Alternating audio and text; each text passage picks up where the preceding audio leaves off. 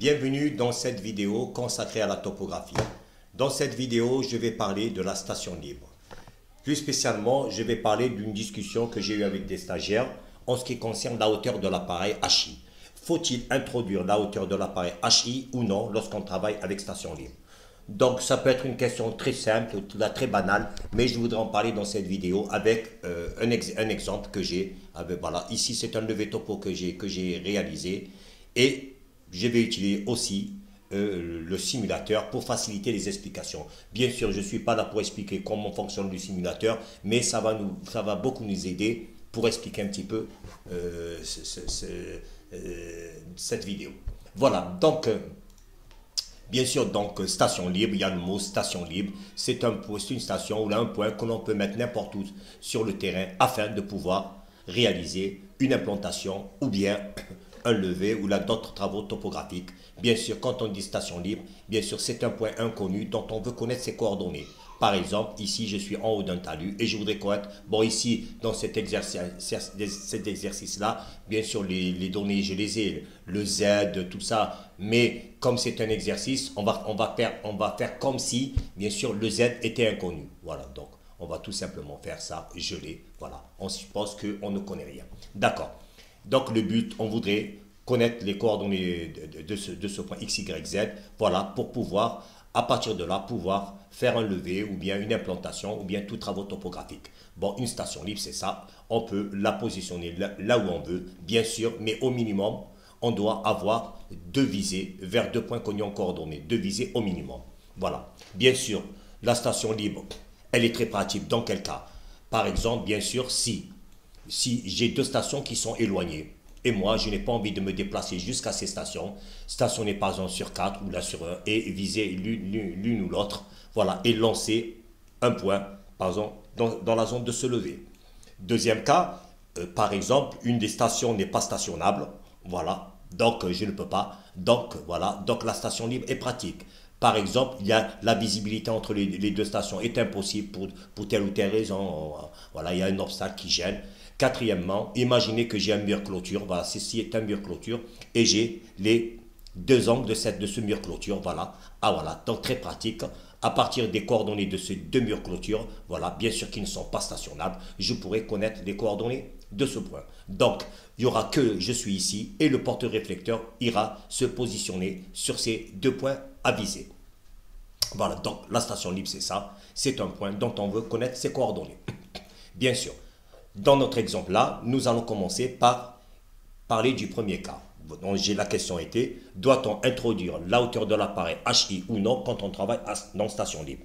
Dans le premier cas, nous allons introduire la hauteur de l'appareil pour connaître l'altitude surpiquée de cette station. Donc, on va commencer dans le premier cas. Donc, on vient sur le simulateur. Ici, je suis dans Programme, Entrée, Free Station, ou la station libre, F3. Nous allons, comme on voit bien qu'ici, il n'est pas mentionné, donc ça veut dire que je vais créer un job. On va le laisser par défaut. Voilà, c'est un exercice. OK. On peut faire new, bien sûr, mais on va faire OK. Job set. On démarre. F4, démarrer, start. La première des choses, nous allons introduire la hauteur de l'appareil. Comme je vous ai dit, ici, bien sûr, l'altitude de ce point, je la connais. C'est pour cette raison que j'ai pu établir cette représentation pour le calcul de l'altitude, bien sûr. Sinon, je n'aurais pas pu représenter les angles verticaux et les viser vers les points à viser. Mais nous, on va supposer que ce point n'existe pas. D'accord? Et ça, c'est la visée planimétrique. Voilà l'explication des visées planimétriques. D'accord. On commence. Premièrement, nous allons introduire la hauteur de l'appareil, qui est à 1,57 m. On va introduire 1,57 m. Bon, il y a déjà 1,57 m. OK. Maintenant, on va enter target data. Entrer les données de la cible. Les premières données de la cible, c'est la station 4. Voici ses coordonnées. Voilà, nous allons les introduire. Bien sûr, on n'oublie pas la hauteur de l'appareil, pardon, la hauteur du réflecteur qui est 1,30, que j'ai fixé 1,30 dans mon schéma, c'est celle-là. Voilà, il ne faut pas l'oublier, c'est important. Et de là, bien sûr, comme les coordonnées, c'est la première fois, je n'ai pas les coordonnées en mémoire, nous allons les introduire manuellement. D'accord, on commence par ça, station 4. Voici les coordonnées de la station 4 que nous allons introduire. Voilà. input, ST 4. Voilà, on commence par la station 4. OK. Voilà, entrée, le X 472, 4, 7, 2, point 970, 9, 7, 0. Voilà. Le Y 976, 76, point 502, et le Z 98, 75. 98, 75.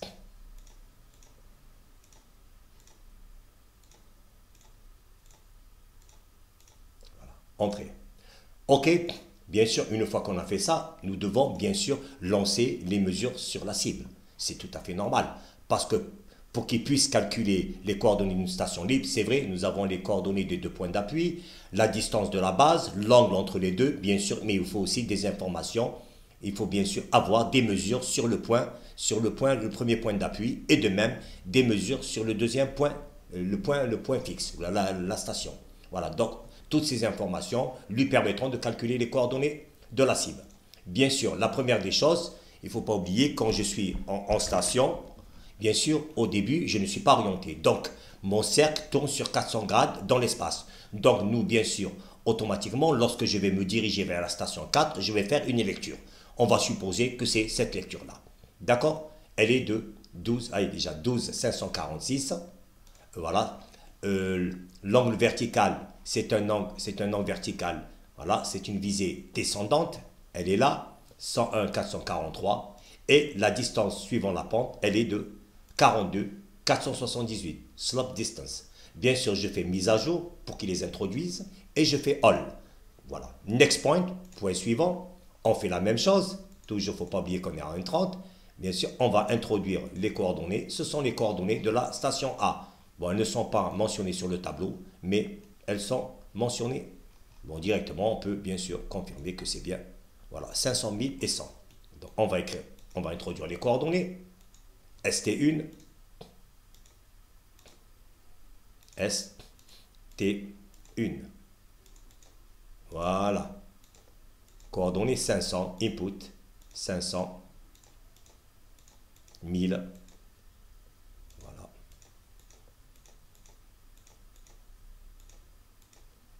Et 100. Voilà, entrée, OK. La même chose, on va viser la station 1, bien sûr, c'est toujours la lecture vers la station 1. C'est clair que si la lecture c'est 12 546, plus l'angle entre les deux va nous donner cette lecture. On sait qu'un angle entre deux visées est la différence de deux lectures. Voilà, donc on va introduire cette lecture-là, qui est de 62.586. L'angle vertical, c'est celui-là. On voit bien qu'ici, c'est une visée ascendante. Donc, l'angle est de 99.614. La distance suivant la pente, elle est de 49.502. On va écrire 49.502, mise à jour, et nous allons faire all. Automatiquement, il me dit, voulez-vous ajouter un autre point ou la calculer? On va faire compute. Et on peut vérifier si les coordonnées de notre base, de notre station libre sont bonnes. On fait ça, ID, voilà. Bien sûr, on peut faire apparaître, voilà, et on voit bien que c'est ça. Nous avons 506, 916, 950, 984 et 99, 43. C'est bon.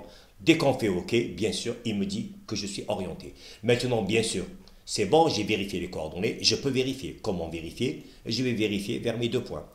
Ici, comme je suis toujours orienté vers la station 1, je peux faire ou bien stack out, implantation, F4 démarrer. Voilà. Dès que je clique sur le joystick, il me dit que je suis bien vers la station 1. Et on voit bien que le delta H de HZ, la direction de l'angle horizontal, tend vers 0. Donc, ça veut dire que je suis bien dans la direction. Et puis, bien sûr, je n'aurai qu'à lancer la distance et il me dira est-ce que je suis un peu plus loin ou là un peu plus proche. Bien sûr, si je suis très proche de mon point, ça veut dire que je suis bien orienté. Ça veut dire que les coordonnées de ma station libre sont justes. Je peux faire d'une deuxième méthode en passant par Q-Survey. Voilà, levé rapide. Voilà. Je n'ai pas besoin d'enregistrer. Je vais lancer la mesure. Mais il faut bien voir une chose.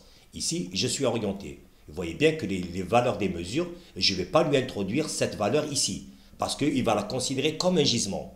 Et s'il la considère comme un gisement, les coordonnées de la station 1, là où je suis rentré, sont fausses. Ça concerne une lecture. Donc je dois introduire la valeur de ce gisement. Parce qu'une fois qu'il m'a orienté, il m'a calculé, il m'a donné le gisement vers la station 1. On peut le vérifier. Angulaire. Voilà, voici le premier angle, juste pour le voir. Je vais le convertir en grade avec le pinceau. Voilà, et on va vérifier. 400 moins 8.922. Je vais trouver 391. Voilà, voici mon angle de 391,078. C'est celui-là. Voilà, celui-là.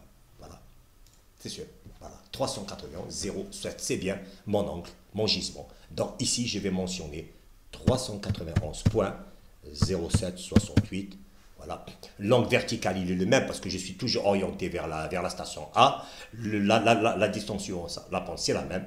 Je fais update et je vais faire que 10. C'est juste pour vérifier. Je n'ai pas besoin de l'enregistrer. Voilà, je vais faire ça et vous voyez bien que les coordonnées de la station 1 sont bonnes. 500, 1000 et 1000 à quelques millimètres. Voilà. Donc, ça a été un moyen de contrôle. Voilà. Maintenant, donc, dans le premier cas, nous avons introduit la hauteur de l'appareil parce qu'en introduisant la hauteur de l'appareil, il m'a donné l'altitude piquée. Voilà, voilà, c'est clair. Ça, c'est le premier cas. OK? Maintenant, dans le deuxième cas, cette fois-ci, je ne veux pas introduire la hauteur de l'appareil et on va pouvoir voir ce que ça va donner. D'accord? Deuxième cas, nous revenons, échappe, dans programme, bien sûr, Free Station, F4, démarrer. Bien sûr, maintenant, la hauteur de l'appareil, je peux donner n'importe quoi. Bien, on peut donner 0, mais nous, on va aller plus loin. On va donner une valeur imaginaire. 1000, en général, on donne 0. C'est pour plus rapide. Mais on va donner une valeur imaginaire. 1200, 1230. Voilà. Entrée. OK. Bien sûr, le point visé ici, comme ils sont enregistrés, je vais dire find, trouver. Bien sûr, elles sont les valeurs. Donc, on commence par la station 4. Je peux faire view, visualiser. C'est bon. Je fais OK. OK. Je lance la mesure. Bien sûr, il faut que je lui donne les mesures. Bien sûr, les mesures vers mes lectures vers la station 4. Bien sûr. Donc, je vais donner la lecture qui est de 12.546. L'angle vertical, on le connaît. On revient ici. Il est de 101,443. 101.443. Voilà. L'angle, la distance suivant la pente, elle est de 42,478. Donc je mentionne 42.478, bien sûr, et j'introduis les valeurs. Voilà, j'introduis les valeurs. Voilà, j'introduis, je fais mise à jour et je fais all. Il va me demander next point. La même chose pour la station 1. Les données sont introduites. Je vais à la station 1. Voilà, je peux faire view pour être sûr. OK. OK. Voilà, c'est des points fixed points. C'est des points fixes. La même chose, je vais introduire la lecture vers la station 1 qui est de 62.586. L'angle vertical, il est de 99,614. Donc j'introduis 99.614. La distance inclinée suivant la pente, elle est de 49,502. 49.502. Et je fais update, je fais all. Bien sûr, comme j'ai 2 points, je vais faire compute. On peut vérifier. On va vérifier nos coordonnées. Voilà. Bien sûr, il est entré. Voilà. On vise les coordonnées. Et voilà. Donc, qu'est-ce qu'on a? On voit bien que le X et le Y sont bons, mais on voit bien que le Z, il est imaginaire. Question qui se pose. Si j'ai un Z imaginaire, donc, lorsque je vais viser par contrôle mes points station 4 ou la station 1, en se disant ça, bien sûr, donc si mon point, mes coordonnées, en introduisant cette valeur imaginaire, m'ont donné les coordonnées de la station libre fausse, je parle du Z, le Z, lorsque je vais faire un contrôle sur mes stations 1 ou 4, je devrais trouver quelque chose d'erroné. Mais ce n'est pas le cas. Et c'est ça que l'on va expliquer. Alors, on continue. OK, nous sommes orientés.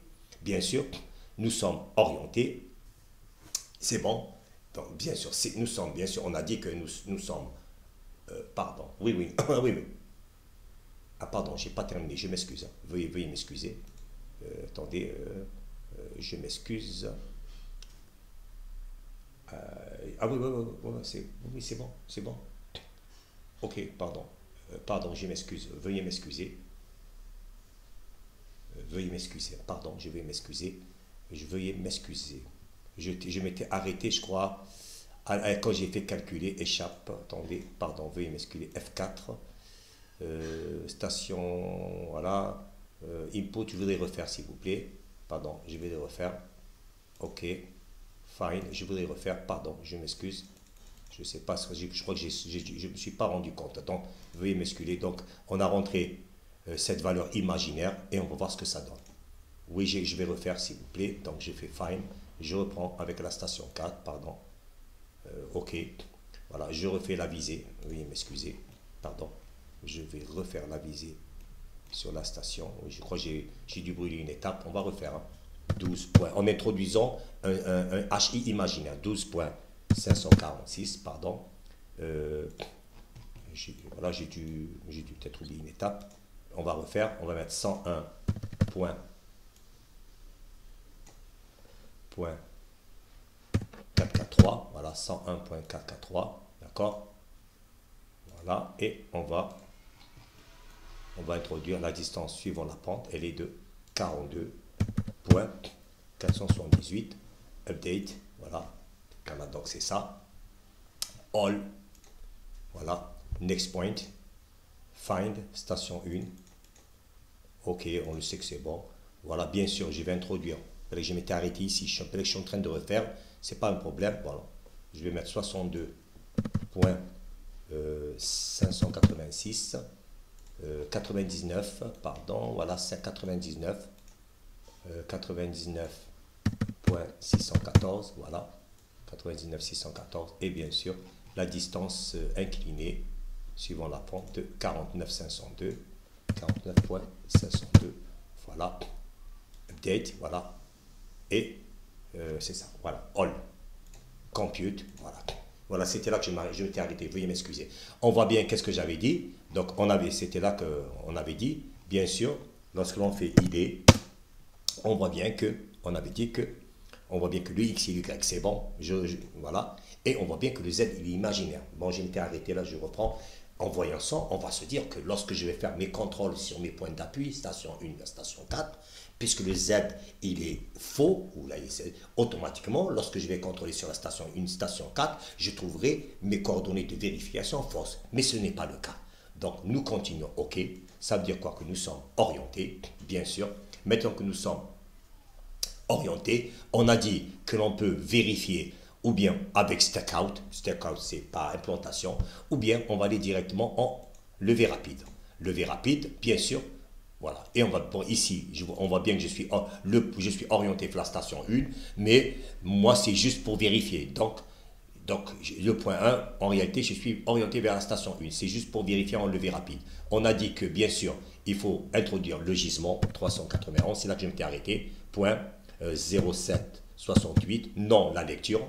Le 99, il n'a pas changé. 614, c'est l'angle vertical. Et la distance, elle n'a pas changé. On fait mise à jour. Voilà. Et on va faire dist. Voilà. Normalement, en voyant ça, en ayant introduit avec un HI imaginaire où là égale à 0, on a eu que les coordonnées de la station libre en Z, X, Y, c'est bon, Z était faux. Maintenant, lorsque je vais contrer sur mon point d'appui, je vais faire une visée sur ma station 1 ou bien ma station 4. Dans notre cas, c'est la station 1. Je devrais trouver quelque chose de faux. Je fais dist et je vérifie. Et je me rends compte que ça n'a aucune influence. Vous voyez, voilà. Qu'est-ce qui s'est passé? On peut l'expliquer, tout simplement. On va l'expliquer rapidement. On avait dit que, copier, voilà. On avait dit que, voici, je descends ma ligne de visée dans l'espace quelque part. On va dire que cotation, alignée, voilà. Je vais dire que ça, c'est la hauteur de l'appareil. Ok, voilà.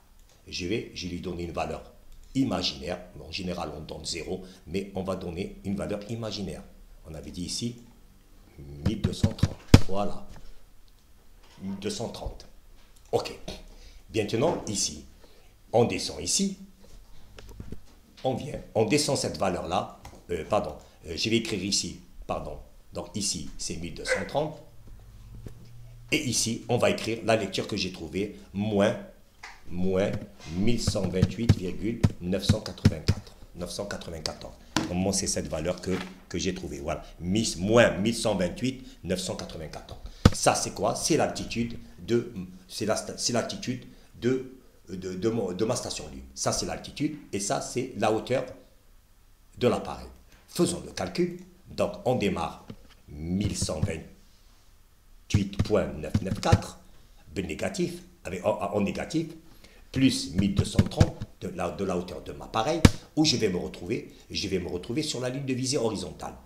Qu'est-ce que je lui ajoute? Bien sûr, la combinaison, se fait la combinaison des deux, mais pour voir ce que ça donne, plus 0,30 de mon delta H, je suis au niveau du réflecteur, moins 1,30, et vous voyez que, comme on a dit, ça n'a aucune influence. Les coordonnées sont justes. Ça veut dire, en conclusion, que vous introduisez la hauteur de l'appareil HI ou non, les coordonnées en X, Y, par surtout du Z, seront les mêmes. Ça n'aura aucune influence si vous donnez la vraie hauteur de l'appareil ou non.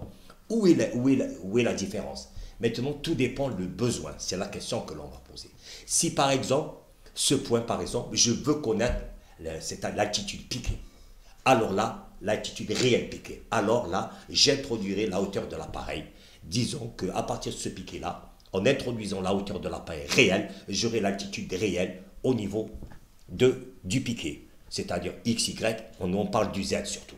Et de là, une fois que j'aurai cette altitude piquée, peut-être que je vais la bétonner, de là, je pourrai faire mon levé ou là une implantation et de là, ajouter d'autres bornes. C'est-à-dire, dans ce cas-là, c'est-à-dire que je vais vous la conserver le tout, conserver cette altitude sur piqué, la bétonner, ajouter peut-être d'autres bornes, peut-être, créer peut-être un canevas et dans mon besoin, qui est un travail qui sera peut-être permanent, les mentionner dans un tableau de coordonnées.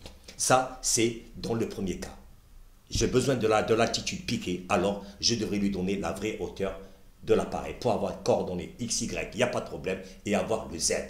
Maintenant, si cette station libre est un point de passage, je ne veux pas avoir d'altitude piquée, c'est juste pour passer, voilà, de là, c'est une station de passage, moi je veux juste passer, me rattacher en X, Y, Z et pouvoir continuer mon levé dans cette partie-là. Peut-être à partir de là, je lancerai des stations qui seront matérialisées, bornées par exemple. Mais celle-là, j'en ai pas besoin, c'est une station de passage. Donc, elle est station de passage ou là une station fixe, permanente, voilà les deux cas. J'ai besoin de cette station, d'avoir cette altitude surpiquée, de la conserver. Donc à ce moment-là, j'introduis la vraie hauteur de l'appareil pour avoir la vraie altitude surpiquée. Maintenant, si cette station, c'est une station de passage, moi, je n'ai pas besoin d'avoir l'altitude surpiquée, c'est une station de passage et de là, je pourrais faire mon travail ou peut-être de là, faire... peut-être créer de bandes dont j'aurai besoin. Voilà, donc, mais dans les deux cas, que vous introduisez la hauteur de l'appareil ou non, vous serez rattaché en X, Y, Z. Ça n'a aucune influence que vous donnez ou là vous ne donnez pas la hauteur de l'appareil. La seule question qui est là, c'est tout dépend le besoin que vous avez. Quel est votre besoin en ce qui concerne cette station libre? Vous voulez la conserver, vous voulez l'avoir, vous voulez connaître la hauteur surpiquée, ou bien vous n'en avez pas besoin. Mais dans les deux cas, ça n'aura aucune influence. Que vous changez, que vous donnez la vraie hauteur d'appareil ou non, les calculs seront les mêmes. On vient de le vérifier. Voilà, c'était ça que je voulais un peu expliquer. Voilà, j'espère que peut-être ça a été intéressant. Voilà, c'est très banal, mais je voulais en parler. Alors, je vous dis au revoir, bon courage et merci à vous. Je vous souhaite bon courage à vous. Bye bye.